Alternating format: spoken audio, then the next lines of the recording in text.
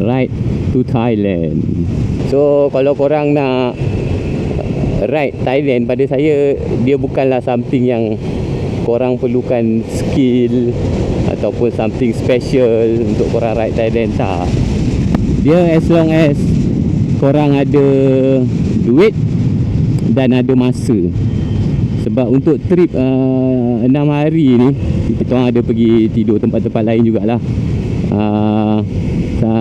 Kos perjalanan, hotel, insurans, minyak, dia tak termasuk lagi korang beli barang, kudak-kudak korang semua tu.